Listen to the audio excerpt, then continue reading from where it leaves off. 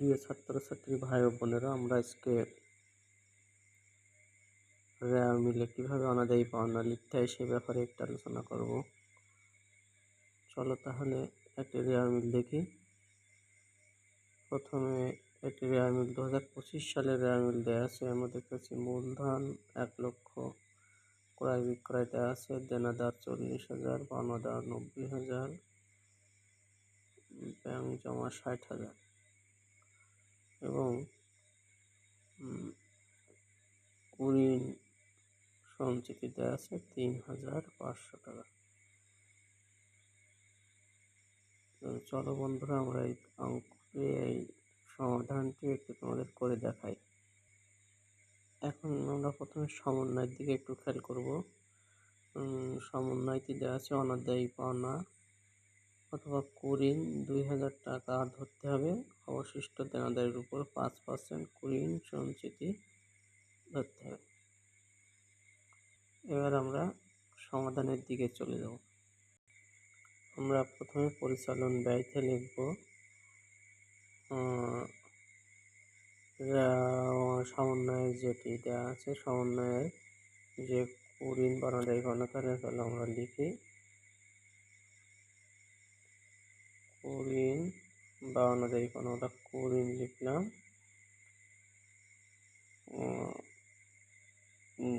আমরা 3টা ঘর দিয়ে নিলাম। সমন্বয় থাকলে আমরা জানি প্রথম ঘরে লিখতে হবে। প্রথম ঘরে লিখলাম 2,000 টাকা।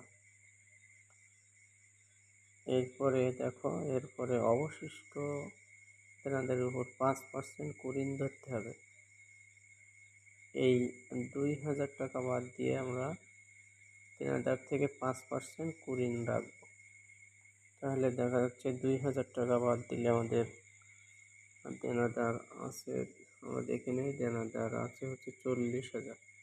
তাহলে 40,000 থেকে আমরা এবার নতুন কুঋণ বের করবো, যোগ কুঋণ সঞ্চিতি। কীভাবে বের করবো দেখে নাও। দেনাদার মিলে যে 40,000 টাকা আছে, ওখান থেকে আমরা 2,000 টাকা বিয়োগ করবো, তার উপরে 5%। তাহলে 38,000 উপরে 5%, দেখো ছাত্রছাত্রী ভাই বোনেরা, 1,900 টাকা হয়। আর তাহলে আমরা 1,900 টাকা আগের কুঋণ থেকে একসাথে যোগ করে দিই। দেখো, আমরা যোগ করে আমাদের আবার একটু খেয়াল রাখতে হবে যে আমাদের সমন্বয়তে কোনো কুঋণ সঞ্চিতি আছে কিনা। কুঋণ সঞ্চিতি বলতে আমরা বিগত বছরের লাভ থেকে এই বছরের অনাদায়ী পাওনা সমন্বয় করার জন্য যে টাকাটা রাখা হয়, দেখা যাচ্ছে 3,000 টাকা কুঋণ সঞ্চিতি আছে। তাহলে ওই 3,000 টাকা আমরা এই দুটো যোগ করে এখান থেকে বাদ দেব। তাহলে এই দুটো যোগফল হচ্ছে আমাদের 3,900 টাকা। এখান থেকে তাহলে আমরা বাদ দেব, দেখো বন্ধুরা, বাদ দেব কুঋণ সঞ্চিতি,